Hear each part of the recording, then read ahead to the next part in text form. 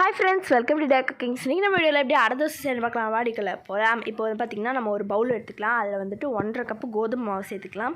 1.5 cup கோதுமை மாவு சேர்த்ததுக்கு அப்புறமா வந்து பார்த்திங்கன்னா 2 ஸ்பூன் வந்துட்டு நம்ம வந்து அரிசி மாவு சேர்க்க போகிறோம். 2 ஸ்பூன் அரிசி மாவு சேர்த்ததுக்கப்புறமா பார்த்திங்கன்னா 1 ஸ்பூன் வந்துட்டு வெள்ளை ரவை சேர்த்துக்க போகிறோம். 1 ஸ்பூன் வெள்ளை ரவை சேர்த்துட்டு தேவையான அளவு உப்பு சேர்த்துக்கலாம். சேர்த்துட்டு எல்லாத்தையும் 1 ஸ்பூன் வச்சுட்டு நல்லா மிக்ஸ் பண்ணிக்கலாம். ஒன்றோட ஒன்று நல்லா மிக்ஸ் ஆகணும். பாருங்கள், நல்லா மிக்ஸ் பண்ணதுக்கப்புறமா கொஞ்சம் கொஞ்சமாக தண்ணி ஊற்றிட்டு நம்ம வந்து மிக்ஸ் பண்ண போகிறோம். பார்த்தீங்களா, கொஞ்சம் கொஞ்சமாக தண்ணி ஊற்றி மிக்ஸ் பண்ணிடணும். அது வந்து கரெக்டான கன்சிஸ்டன்சியில் இருக்கணும். இப்போ வந்து ஒரு மிக்ஸி ஜாரில் வந்துட்டு பார்த்திங்கன்னா 3 பச்சை மிளகா எடுத்துக்கலாம். கொஞ்சமாக இஞ்சி பூண்டு சேர்த்துக்கலாம். இதை வந்து நல்லா குறப்பாக அரைச்சி எடுத்துக்கலாம். இப்போ இந்த அரைச்ச பேஸ்ட் இருக்கு இல்லையா, அதை வந்து நம்ம இந்த மாவில் வந்து சேர்க்க போகிறோம். சேர்த்துட்டு அதை நல்லா வந்துட்டு நம்ம மிக்ஸ் பண்ண போகிறோம். இந்த மாதிரி நல்லா மிக்ஸ் பண்ணணும். இந்த மாதிரி கன்சிஸ்டன்சி தான் இருக்கணும். ரொம்ப திக்காகவும் இருக்கக்கூடாது,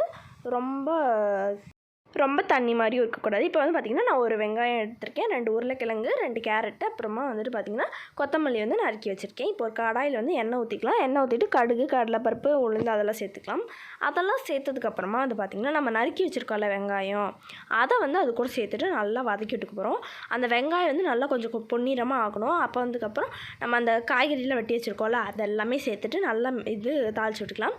இப்போ வந்து பார்த்திங்கன்னா தேவையான உப்பு சேர்த்துக்கலாம். சேர்த்ததுக்கப்புறம் சூடாக இருக்கும், அதனால் கொஞ்சம் நேரம் விட்டுட்டு அந்த மாவில் வந்து சேர்த்து நம்ம நல்லா மிக்ஸ் பண்ண போகிறோம். இப்போ ஒரு 10 நிமிஷம் வந்துட்டு வச்சிடலாம். அதுக்கு முன்னாடி கொத்தமல்லி தழை மறக்காமல் போட்டுக்கோங்க, அப்போ தான் நல்லா ஸ்மெல் தூக்கும். இப்போ வந்து பார்த்திங்கன்னா நம்ம வந்து தோசை ஊற்றிடலாம். பாருங்கள், கல் வச்சாச்சு. பாருங்கள், தோசை ஊற்றியாச்சு. 2 டேபிள் ஸ்பூன் நெய் ஊற்றியாச்சு. இப்போ பாருங்கள், சூப்பராக ரெடி ஆயிடுச்சு நம்ம தோசை. இப்போ திருப்பி போட்டு எடுத்துடலாம். இப்போ வந்து பார்த்திங்கன்னா நம்ம சர்வ் பண்ணிடலாம். அவ்வளோதான் ஃப்ரெண்ட்ஸ், நம்மளோட கோதுமை அடை தோசை ரெடி ஆகிடுச்சு. இது வந்து தேங்காய் சட்னியோடு வச்சு சாப்பிட்டிங்கன்னா அல்டிமேட்டாக இருக்குங்க. நான் நிஜமாக சொல்கிறேன், அல்டிமேட்டாக இருந்துச்சு. நான் ட்ரை பண்ணி பார்க்க போகிறப்போ இந்த வீடியோ மறக்காமல் கமெண்ட்டில் எனக்கு சொல்லுங்கள். அடுத்த வீடியோ சந்திக்கிறேன். டாடா, பாய்.